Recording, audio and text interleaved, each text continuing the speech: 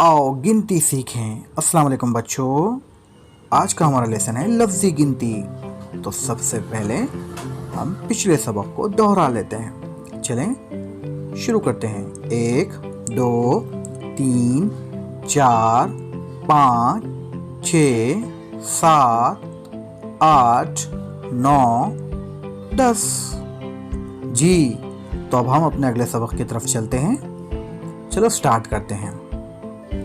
11 12 13 14 15 16 17 18 19 20। तो चलें बच्चों, हम 1 से लेकर 20 तक गिनती पढ़ते हैं।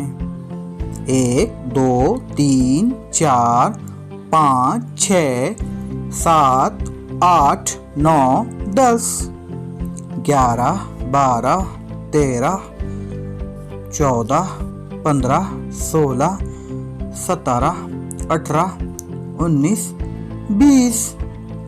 तो इसके साथ ही आज का सबक अपने ख़त्म को पहुंचा। अगले सबक में फिर हाजिर होंगे मज़ीद गिनती के साथ। तब तक के लिए अल्लाह हाफिज़।